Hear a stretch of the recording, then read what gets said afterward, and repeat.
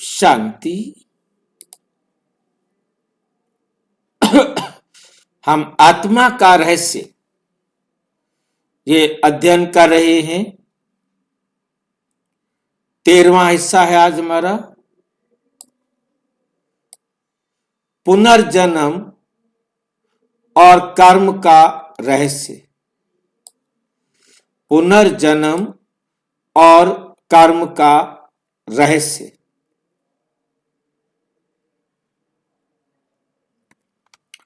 आत्मा कहां जाती है शरीर छोड़ने के बाद? कहां जाती है आत्मा शरीर छोड़ने के बाद?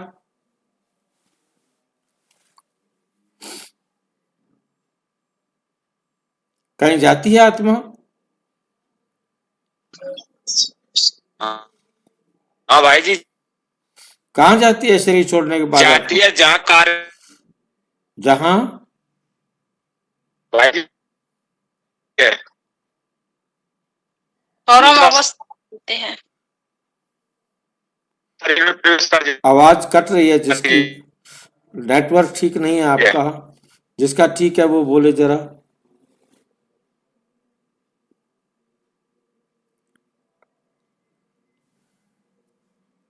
आत्मा शरीर छोड़ने के बाद कहां जाती है? परम धाम में परम अवस्था में रहते हैं भाई जी। शरीर छोड़ने के बाद आत्मा इसी दुनिया में जहां उस आत्मा का पार्ट है वहां जन्म लेती है। एक शरीर छोड़ा, शांति धाम, एक शरीर छोड़ा दूसरा शरीर आत्मा ले लेती है। भाई जी। और जब सारी दुनिया के साथ कार्मिक अकाउंट बराबर हो जाता है तब आत्माएं शांति धाम या परम धाम जाती है। परंतु शरीर छोड़ने का मतलब ये नहीं कि वो परम धाम जाए। ठीक है, दो बातें हैं ना, एक तो शरीर छोड़ना है और दूसरा शरीर लेना है। एक यहां से कार्मिक अकाउंट बराबर हुआ फिर शरीर छोड़ती है तो फिर अपने घर जाती है। कार्मिक अकाउंट है तो यहीं पर उसने वहां जन्म लेना है जहां उसका कार्मिक अकाउंट है।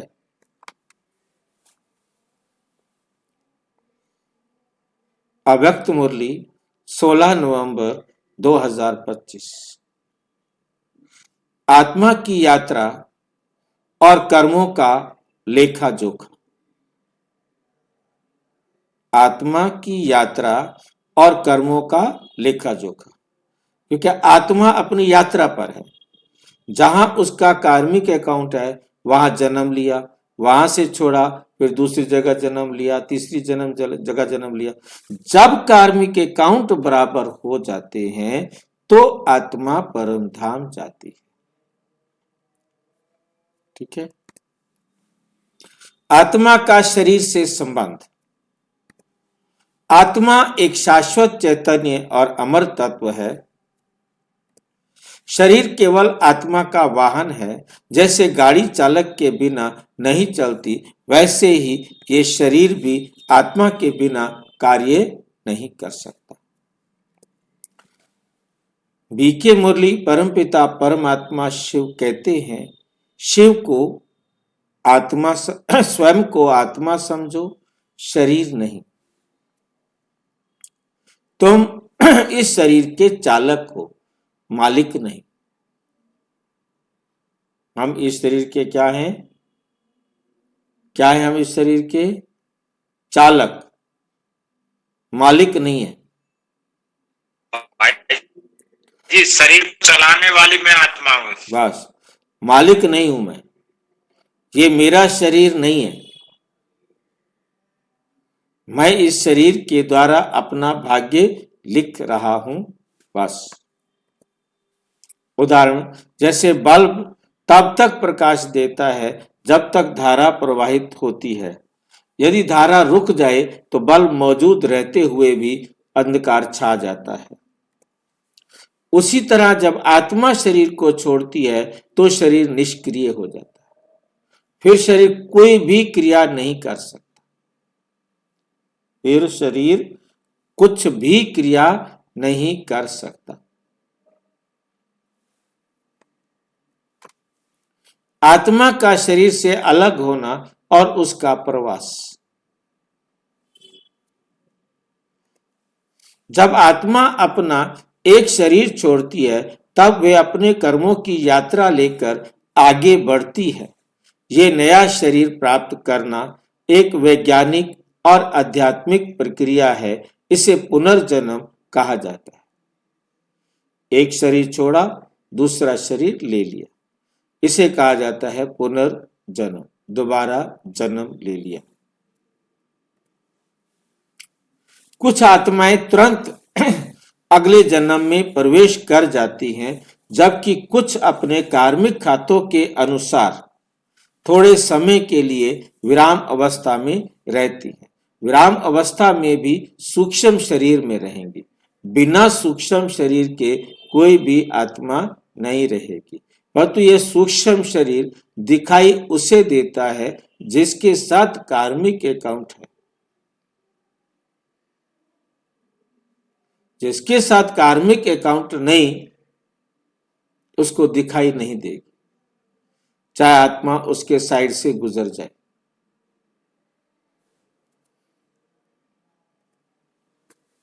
आत्मा कभी मरती नहीं, केवल पोशाक बदलती है। ये परिवर्तन कर्मों के अनुसार होता है। ये परिवर्तन हर आत्मा के अपने कर्मों के अनुसार होता है। कार्मिक अकाउंट और आत्मा का अनुभव। हर आत्मा के पास एक अदृश्य अकाउंट होता है, कर्मों का रिकॉर्ड बुक। इसमें आत्मा के प्रत्येक अच्छे और बुरे कर्म सुरक्षित रहते हैं, जो अगले जन्म में फल के रूप में मिलते हैं। जो अगले जन्म में फल के रूप में मिलते हैं। अच्छे कर्म सुखद परिस्थितियां लेकर आते हैं। अच्छे कर्म सुखद परिस्थितियां लेकर आते हैं। नकारात्मक कर्म दुख और परीक्षाओं का कारण बनते हैं। जो नकारात्मक कर्म है वो दुख और परीक्षाओं का कारण बनते हैं। ये ब्रह्मांड का सबसे न्यायिक सिद्धांत है। जो बोओगे वही काटोगे, जो बोओगे वही काटोगे। ये नियम है। मैंने जैसे कर्म किए हैं मुझे वो फल मिलेंगे। उदाहरण, यदि किसी आत्मा ने दूसरों को दुख दिया है तो अगले जन्म में वही आत्मा, अगले किसी भी जन्म में, यहां लिखना जरूरी है, जरूरी नहीं कि अगले जन्म में उसको दे सकती है अगले जन्म में। इसलिए क्या लिखना चाहिए, अगले किसी भी जन्म में कभी भी वो अपना हिसाब बराबर करेगी, ताकि संतुलन बना रहे, ताकि बैलेंस बना रहे। क्योंकि आत्माएं सब अपना कार्मिक अकाउंट बराबर करके ही घर जाएंगी। ये प्रक्रिया स्वतः संचालित और त्रुटिहीन होती है। ये प्रक्रिया स्वतः संचालित और त्रुटिहीन होती है। आत्मा के अनुभव सुख दुख और विश्राम, सुख दुख और विश्राम, पुनर्जन्म के बीच आत्मा कभी कभी विश्राम अवस्था में होती है। कभी कभी,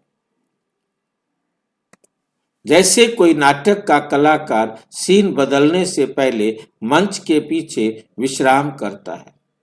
जब तक उसका से पार्ट नहीं आएगा तब तक वो स्टेज पर नहीं आएगा, तब तक वो वेट करता रहता है। तो परम धाम क्या है?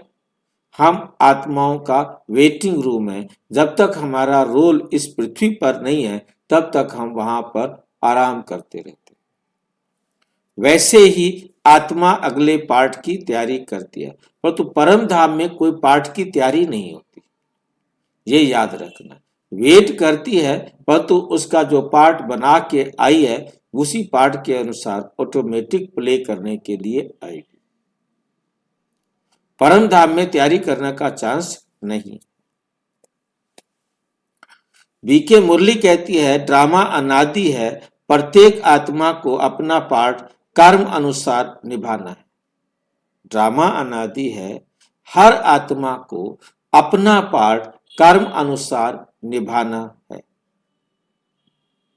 ये नहीं हो सकता कि अपना पार्ट कैसे निभाए या ना निभाए। आत्मा अपने अनुभवों को शरीर के माध्यम से ही अनुभव करती है। आत्मा अपने अनुभवों सुख दुख को शरीर के माध्यम से ही अनुभव करती है। शरीर के बिना आत्मा केवल जागरूक अवस्था में रहती है। वे महसूस तो कर सकती है, वे महसूस तो कर सकती है, पर प्रकट नहीं कर सकती, पर प्रकट नहीं कर सकती। आत्मा का भटकाव या भ्रम, आत्मा का भटकाव या भ्रम, मतलब आत्मा भटकती है या ये भ्रम है। कई लोग कहते हैं आत्मा भटकती रहती है इधर उधर, ठीक है, ये भटकाव है या भ्रम। कई लोग मानते हैं कि आत्मा मृत्यु के बाद भटकती है, लेकिन बीके ज्ञान कहता है आत्मा कभी भटकती नहीं, वो केवल अपने कर्मों के अनुसार समय और स्थान पर पहुंचती है।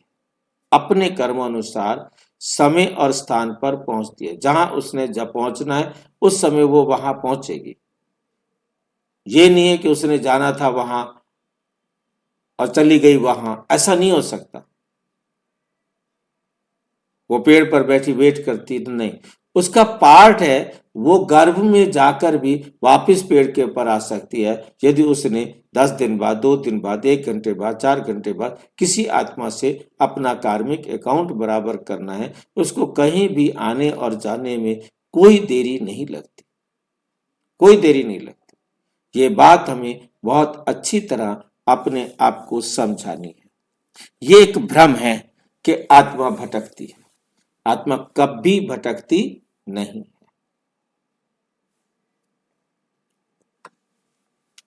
भ्रम इसलिए होता है क्योंकि मनुष्य शरीर की मृत्यु को आत्मा का अंत समझ लेते, परंतु वो वास्तव में है शरीर का अंत। अब वो दिखाई देती है यदि किसी को, तो उसी ड्रेस में दिखाई देती है, उसी शरीर में दिखाई देती है जिसको हमने जला दिया है। जिसको हमने जला दिया है वो उसी शरीर में दिखाई देती है।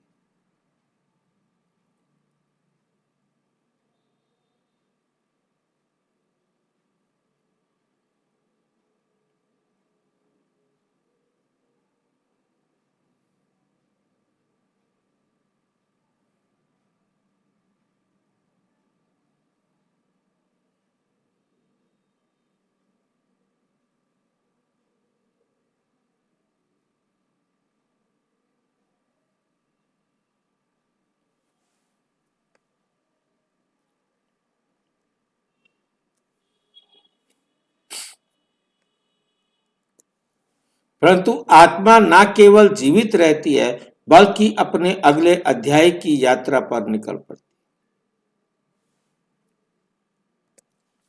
आत्मा उड़ान भरती है कर्मों के अनुसार, एक जन्म का अंत, अगले जन्म की शुरुआत।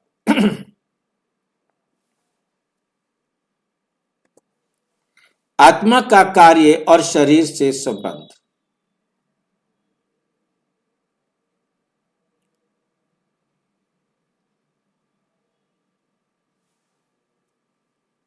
आत्मा का कार्य और शरीर से संबंध। आत्मा बिना शरीर के विचार कर सकती है, अनुभूति कर सकती है। आत्मा बिना कार्य,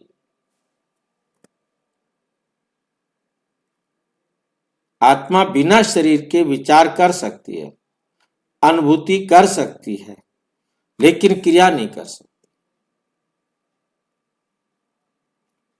मतलब कोई कार्य नहीं कर सकती। कार्य भी कर सकती है यदि हम ध्यान से देखें, परंतु ऐसे कार्य जो उसे आभास होंगे, प्रैक्टिकल नहीं होते, वो आभासी होते हैं। उसको आभास होगा कि जैसे वो मेरी तरफ भागता हुआ आ रहा है, मुझे डरा रहा है, मेरे ऊपर अटैक करने के लिए आ रहा है, और आप भयभीत हो जाएंगे। और आप यदि कुछ करते भी हैं तो मान लो कोई चीज फेंकते हैं उसके ऊपर, गोली चलाते हैं, तो उसके ऊपर कुछ नहीं होगा, तो उससे और आपको डर लगता है, उसको तो कुछ होना नहीं। आपने गोली भी चलाई उसके ऊपर, आपने कोई पत्थर भी फेंका उसके ऊपर, परंतु उसको कुछ भी नहीं होगा। तो आपका भय और बढ़ जाता है, क्योंकि आपने अपनी शक्ति का प्रयोग किया परंतु आप पर अटैक करने के लिए आ रहा है। आपको आभास हो रहा है कि आ रहा है, परंतु वो करता नहीं, कर नहीं सकता। आपको चोट मारे भी सही तो चोट लग नहीं सकती। यदि आपको उसने चोट मारनी है तो उसके पास दो ही तरीके होते हैं, या तो वो आपके शरीर में प्रवेश करके आपको चोट मारे, या किसी दूसरे के शरीर में प्रवेश करके आपको दुख दे।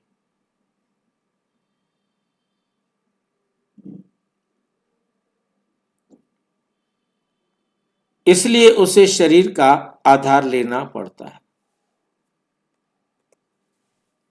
ताकि वे अपने कर्मों द्वारा देवी या भौतिक कार्य पूरा कर सके। अच्छा भी हो सकता है, बुरा भी हो सकता है, दोनों कार्य पूरा करता है। आत्मा का कार्य है विचार उत्पन्न करना, निर्णय लेना, शरीर के माध्यम से कर्म करना। शरीर इन निर्देशों का कार्य रूप में अनुवाद करता है, क्योंकि जो भी आदेश मिला उसको प्रैक्टिकल करना ये शरीर का काम है, परंतु शरीर से कराना मन का काम है। जैसे सॉफ्टवेयर कोड हार्डवेयर के माध्यम से दृश्य रूप लेता है, वैसे ही जो बुद्धि का आदेश होता है वो प्रैक्टिकल शरीर से करता है।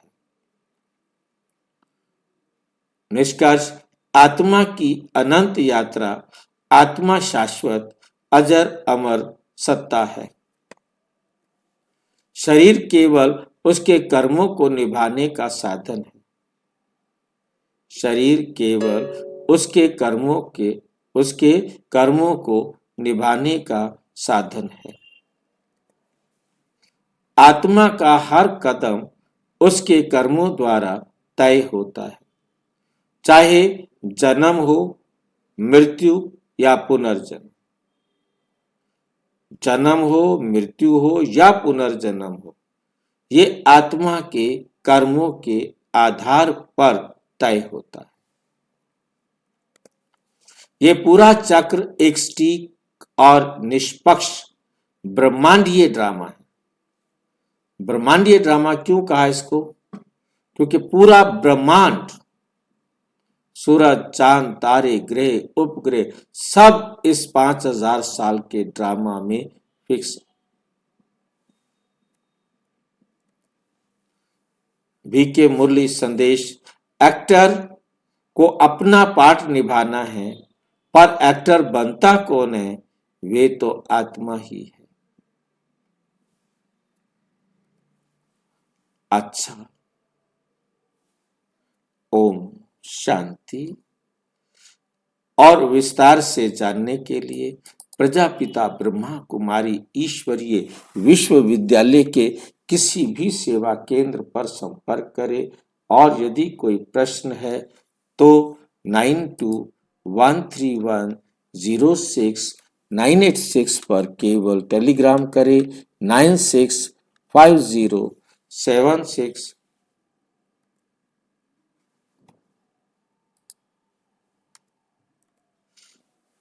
9650692270 पर केवल व्हाट्सएप करें, फोन नहीं। ओम शांति।